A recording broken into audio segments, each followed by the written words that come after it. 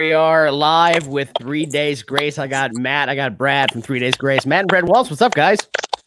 Not much, man. How you doing?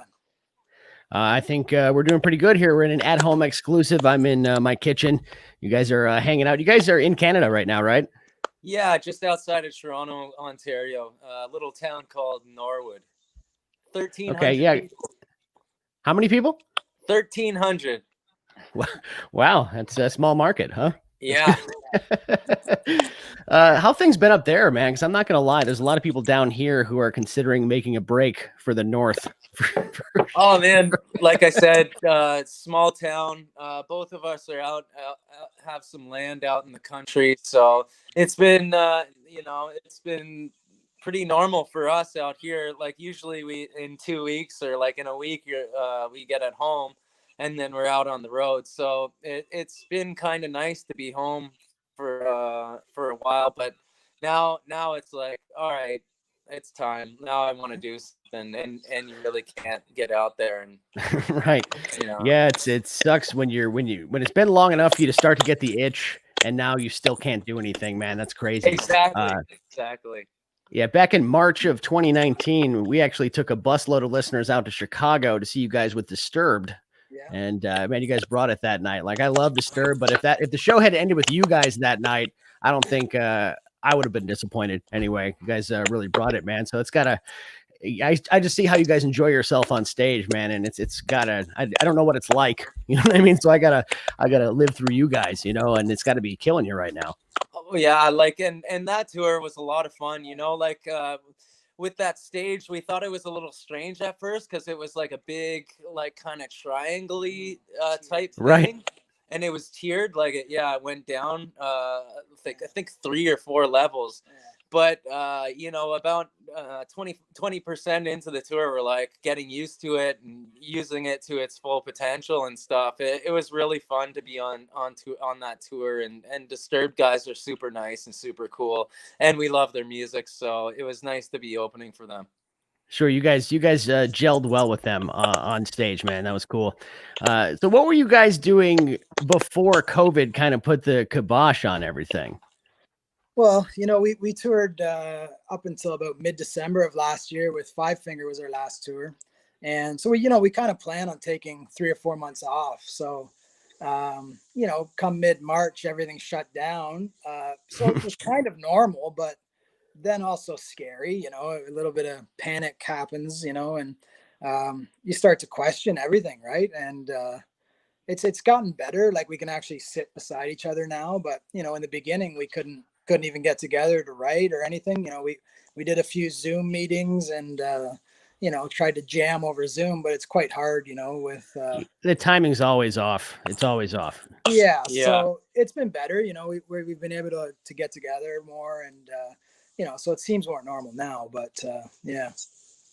So on 104.9 The X here in Rockford, we have been playing a lot of the Gautier cover, Somebody That I Used to Know. For those of you who don't know, Somebody That I Used to Know was a pretty big hit for Gautier back in 2011. So what made you guys decide to choose that song to turn into a 3 Days Grace song?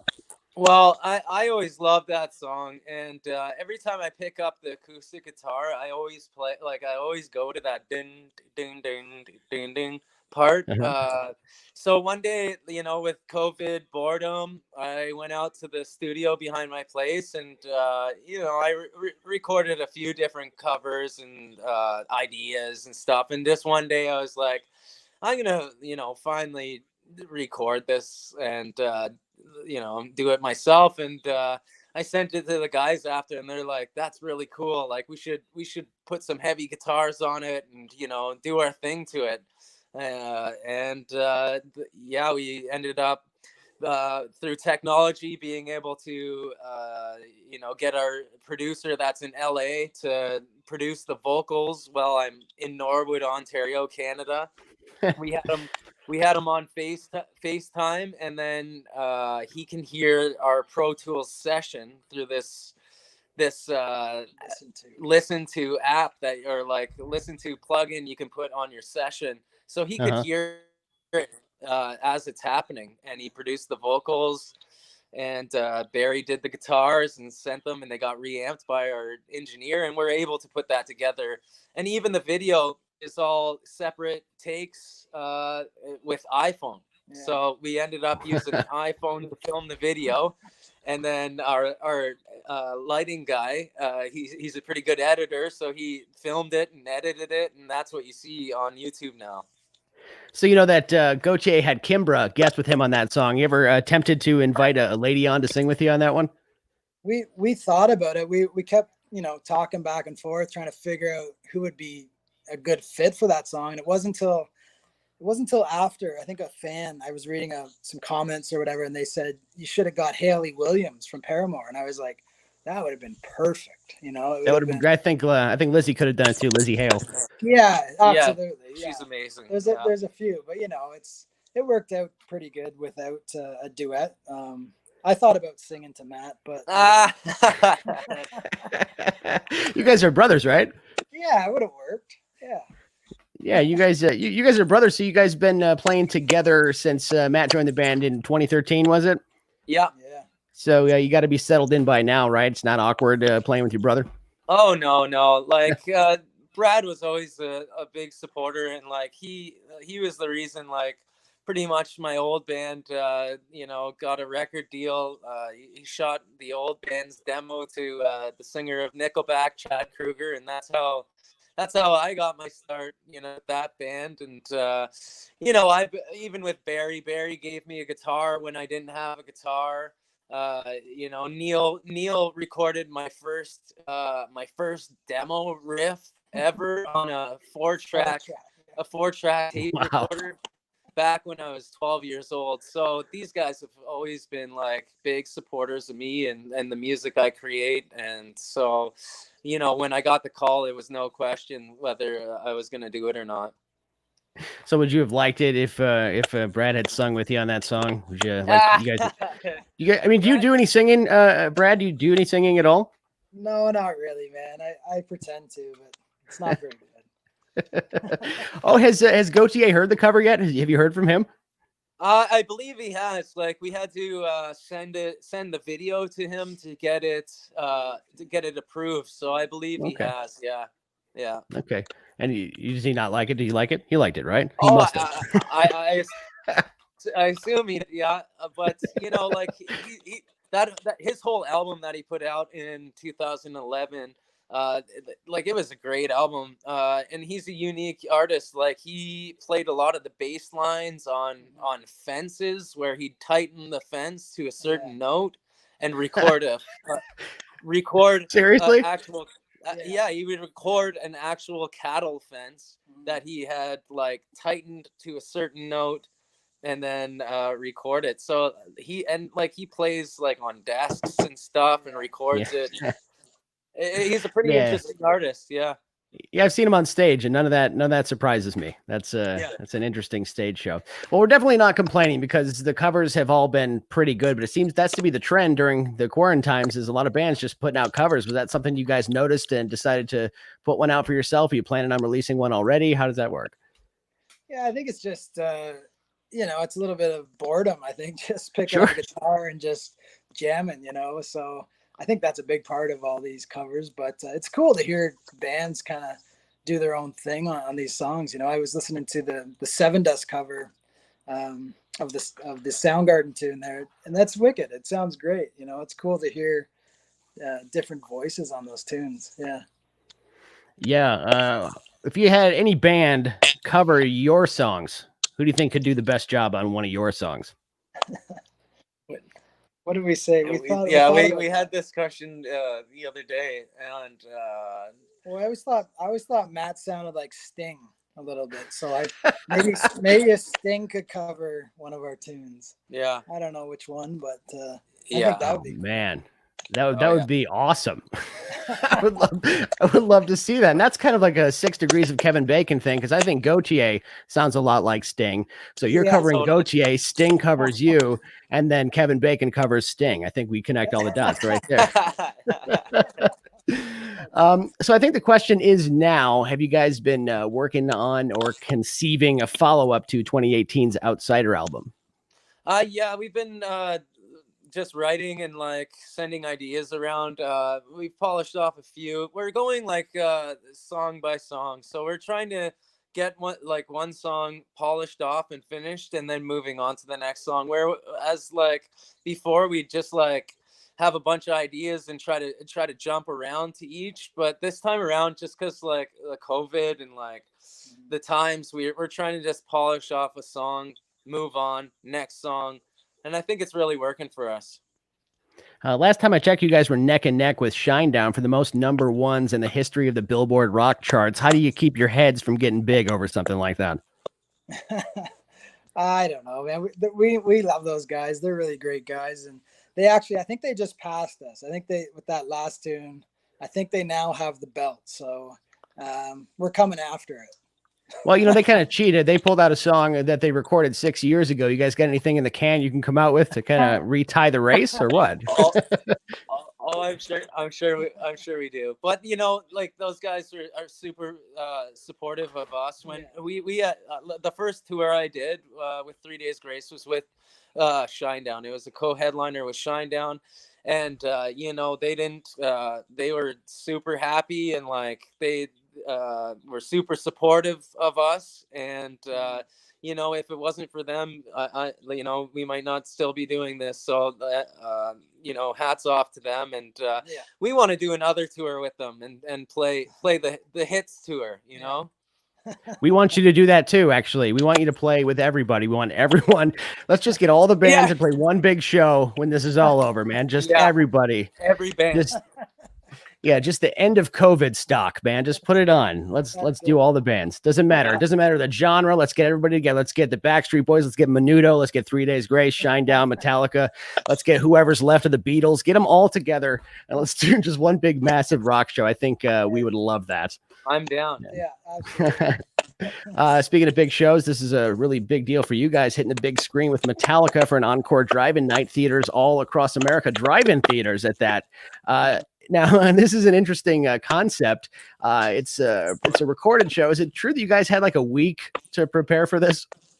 That's true. Yeah, we got the call. Like a week before we had to submit the filming. So when we got the call, I think it was on a Tuesday, and that Friday we drove a couple hours up to the studio and got in there and filmed it.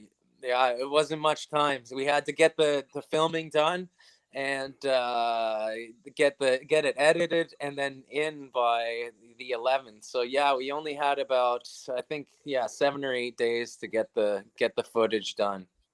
So when you have to do a show like that, it's obviously unlike anything you've done yet. Do you have a stage setup that you play on for that kind of thing, or are you just kind of in studio?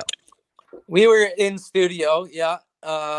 And between songs, I have to pretend that there's a crowd there and get them going and talk to them. Yeah, it was a little strange, but it was a lot of fun too at the same time. And you know, like when in these times when you get the call to go, hey, do you want to open up for Metallica? And it's just, hell yeah, we do. Like, we're doing. Well, yeah, you're never going to say no to that. Did you ever get a chance? Is this the first time you've played in any capacity with Metallica? We played in Italy on the same festival with them, and we played a festival with them called Heavy Montreal. It was about 50,000 people in Montreal. That one was the first time, and it was crazy. Man, that's gotta be pretty cool either way, man. Yeah, believe me, being in radio, I know what it's like to talk to an audience that you can't really see. You know yeah, exactly. So, yeah, it's like sometimes it feels like you're bombing. You know what I mean? It really does. It feels like it. But so, man, that's really exciting. Are you guys gonna go to the drive-in and see yourselves on the big screen? Yeah, we are. Yeah, we have a drive-in just not far from us, so we're gonna go there and check it out. Critique ourselves. Man, you sucked on that song. You guys have a T-shirt. Here it is. I put it up on the screen here. Wow. Yeah, I found this on your Twitter page today. So that's a T-shirt commemorating this event, right? Yeah, man. That's right. Yeah, with all the drive-ins on there, that's pretty cool. Can you send me one of those shirts? I want one of those. Yeah, you know what? That's a lot of cities, man. So it's gonna be playing at the same time in all these places at once. Is that how that's gonna work? I think so. Yeah, it's just one time only. I think it's from 9 till 12 in every city. So it's kind of cool. Yeah. Yeah, so I mean, if you didn't get a ticket, man, you're effed, right? That's just how that's gonna work. Maybe. Okay, so here's a listener question, if you don't mind. Sure. Chris chimed in on our Facebook page and says, I think he meant to say tour here. He says, "Who is your favorite band to tour with?"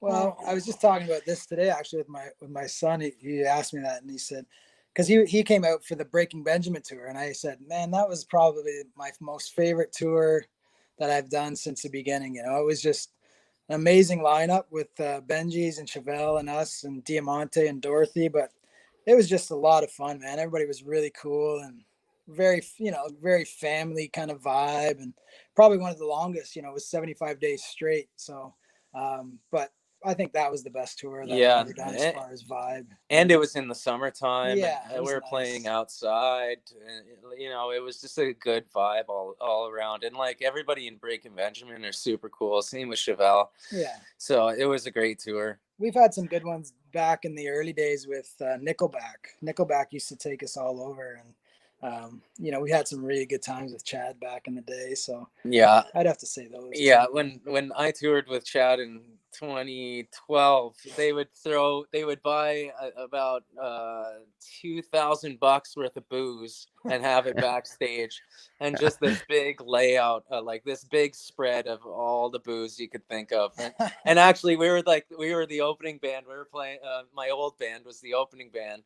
So we would bartend too. So we were bartending Nickelback's after parties and stuff. Pretty fun. That's awesome, man. That's got to be nice to have that money as a band to say, at every show, $2,000 worth of booze backstage. That's was cool. A lot of booze. Yeah. Yeah, man. That's awesome. So thank you, Chris, for the question. Appreciate that. If you do have a question before we're done here, you can put it in the comments section and chime in. So it's really cool, man. I'm excited for you guys for this Metallica thing. It's different, man. It's really different, and I can't imagine what it's like to be in a band and not be able to work right now. That's really tough. Yeah. Luckily, we only had a few shows this summer that we had to postpone, but I'm starting to feel it now. I want to get out there and play live music for people, and I feel bad for the bands that had big plans this year that had to put it on the back burner. Yeah. Oh, here's a question I wanted to ask you. Not a listener question. This is a personal question. Matt, what is your favorite song to sing from before you were in the band? Probably Good Life. Yeah. A lot of energy. Yeah, a lot of energy, and people always go crazy for that song. And I find if it's up in the start, first couple songs, it usually gets the crowd just going, and like mosh pits start. And it's got that beat, and that rockin' beat that just gets people wanted to jump around. So probably Good Life. Yeah, I mean, yeah, it's cool that you knew the guys already. I think that probably helped you joining into the band, but it's gotta be weird to kind of have that pressure of singing songs that you're not on the album. You know what I mean? It's like as the singer, it's a different kind of pressure, because you're vocally different. Yeah, at first it was a little scary coming out of the gates in 2013, but I just make it my own, and I was always around for these songs being created, and even with 1X, I flew to LA and hung out while 1X was being made. I co-wrote 2 songs on the first record, 3 Days Grace first record. So I've always been kind of there, and it's always been my favorite band. So now I'm in the band, so it's pretty cool. It's like a dream. That's great. Yeah, very few people could say that, man. That's awesome. Yeah. We have another listener question here. Wahlberg, yeah. You just got the opportunity, right place, right time, man. That's awesome. Yeah. Good for you. Patrick says, "What is your favorite drinking song?" I put that to both of you. What is your favorite drinking song? Of any band. Yeah, it doesn't have to be yours. Any band. Yeah. What I love putting on is just any Dropkick Murphys song. Gets me just going. I just want to kick shit over and just Well, you're actually required to drink while you listen to the Dropkick Murphys. I don't know if you knew that. There's a rule. You have to drink. Yeah, exactly. So that's mine. That's my go-to. And Matt. I always well, I don't know if it's my favorite music to drink to, but I always start trying to scream AC/DC when it's on when I'm drunk, and it's always the next day I'm like, oh, why did I do that? Because it's just all screaming. Yeah, it's really interesting. Either singer, Bon Scott or Brian Johnson are hard to replicate. I don't care how good of a vocalist you are, because I mean it's got to be damaging to sing the way that they do. Oh yeah. Oh yeah. It's high. It's really high and like gravelly, and yeah, it's really hard to do that kind of You almost stuff. have to be drunk to pull it off, I think. I guess so, and I guess that's why I start doing it when I'm drunk. It's like, oh, I can actually kind of do this. And, yeah. Well, hey, Patrick, thank you very much for your question. And 3 Days Grace, man, you guys are awesome. I've been a big fan since the start. It's cool to be talking to you guys right now. 3daysgrace.com. You can hear somebody that I used to know playing on 104.9 The X every single day. And guys, Matt, Brad, thank you so much for joining us, man. Appreciate that. Thank you, man. Thanks, bud. Cheers. All right. Take Let care. me figure out how to get out of this now. All right. Thanks.